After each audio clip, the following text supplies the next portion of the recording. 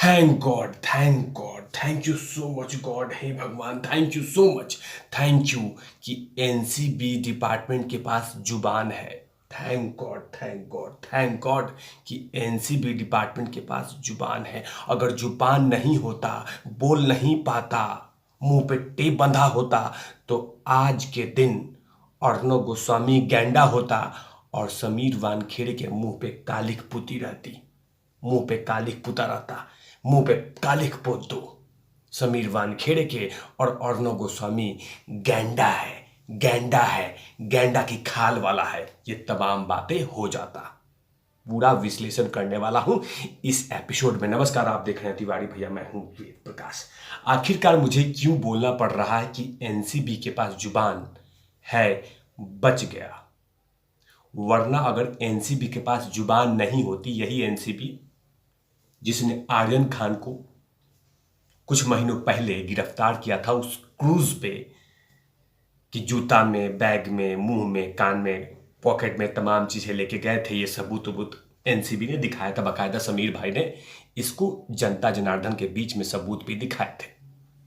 अब इसी को लेकर एक खबर छप गई है कि एनसीबी को कोई भी इन्वेस्टिगेशन रिपोर्ट में कुछ भी नहीं मिला है और बाकायदा आर्यन खान क्लीन चिट हो गए हैं, साफ हो गए हैं, उनका चेहरा साफ हो गया है।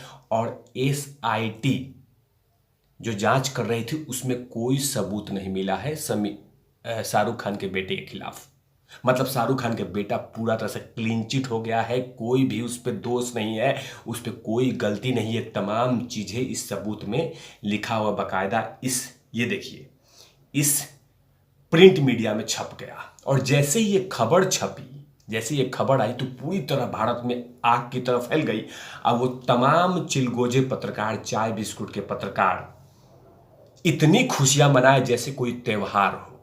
लगे ढोल नजारे बजाने, लगे त्योहार मनाने, लगे घरों के बाहर में लड़ियां लगाने, लगे दिया जलाने, कि मानो कि इतना बड़ा सौगात मिला है एनसीबी की तरफ से। और शाहरुख खान का बेटा निर्दोष साबित हुआ, शाहरुख खान का बेटा निर्दोष साबित हुआ। बधाई हो, बधाई हो, बधाई हो। इस तमाम उत्साह होने लगे, ढोल नगाड़े बजने लगे कि शाहरुख खान का बेटा निर्दोष हो गया, शाहरुख खान का बेटा बच गया। और समीर वानखेड़े देखो, ये चिलगोजा, ये गंदा आदमी, इसके मुंह पे कालिख पोतो, ये ऐसा आदमी है कि जानबूझ के शाहरुख खान के बेटे को इसने फंसाया था। इस तरह के तमाम बातें, इस तरह के तमाम ट्वीट बाहर निकलने लगे।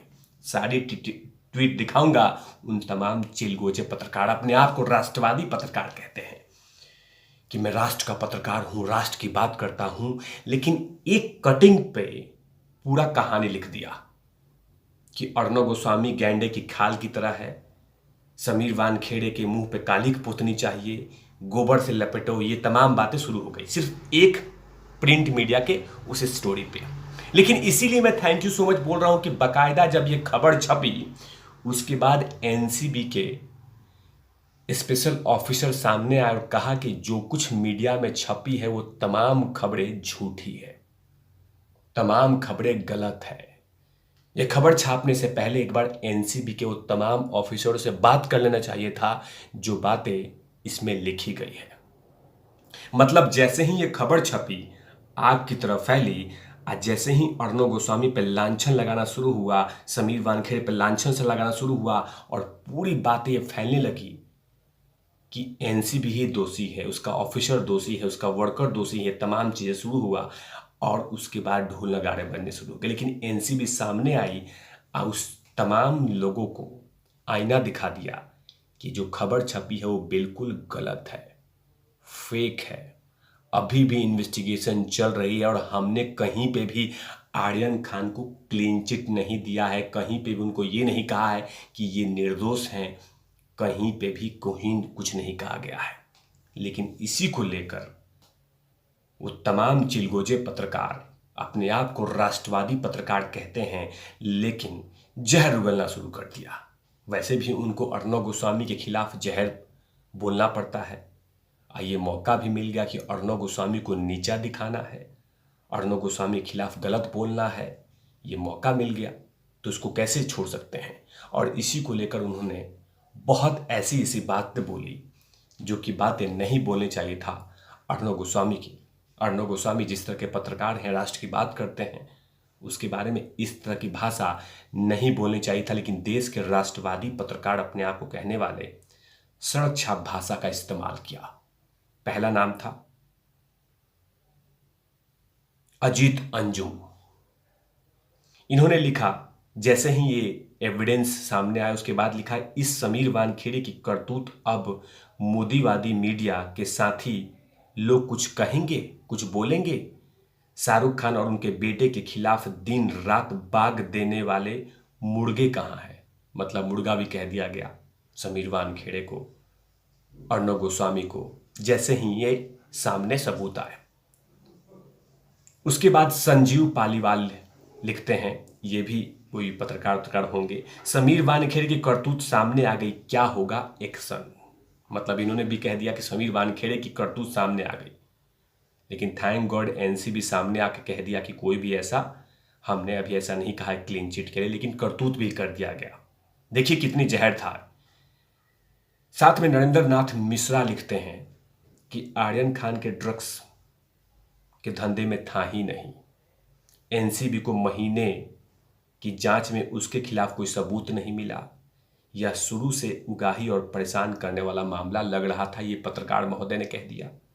अब जांच में यह बात सामने आ गई कि कोई भी सबूत नहीं मिला है, ये बात कह दिया। ये नरेंद्र नाथ मिश्रा पत्रकार जी ने भी उसी आर्टिकल को बिहाफ पे लेके, क्योंकि कुछ ना कुछ कहीं ना कहीं इनको कुछ बोलना था। आगे में फिर से अजीत अंजुम जहर उगले और कहा, गो गो गोस्वामी, गो गो स्वामी मार्का पत्रकार करने वाला दर्जन एंकर, एडिटर, रिपोर्टर को चुल्लू भर पानी में डूब जाना चाहिए। इन्होंने डिसीजन भी कर दिया। यह हर बार एक्सपोज होते हैं, लेकिन गैंडे खाल जैसी खोल में छिपकर फिर से मौके का इंतजार करते हैं। सुशांत से लेकर आर्यन खान के केस में इनके मुंह पर गोबर पड़ गया। ये बातें अजीत अंजुम बोल रहे, अपने आप को राष्ट्रवादी पत्रकार कहते हैं, और एक फेक खबर पे ही समीर वानखेड़े और अर्णव गोस्वामी पे बहुत ऐसी अभद्र भाषा के इस्तेमाल कर दिया और अपने आप को राष्ट्रवादी पत्रकार कहते हैं। कहीं ना कहीं इन तमाम पत्रकारों को अर्णव गोस्वामी से नफरत इसलिए है कि अर्णव गोस्वामी देश को तोड़ने से बचाता है। ये देश को तोड़ना चाहते हैं, अर्णव गोस्वामी बचा लेता है, इसीलिए इनको नफरत था।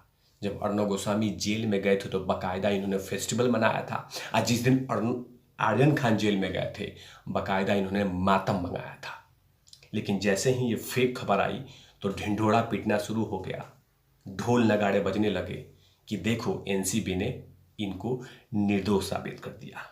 लेकिन ये कुछ सबूत ऐसे हैं एनसीबी ने जो दिए, इससे इन तमाम पत्रकारों को आईना दिखा दिया। इसीलिए मैं धन्यवाद कह रहा था कि एनसीबी के पास जुबान है। अगर जुबान नहीं होता तो आज समीर वानखेड़े और अर्णव गोस्वामी के मुंह पे कालिक पुती रहती, मुंह पे गोबर लगता था और गैंडे की खाल की शकल हो जाती।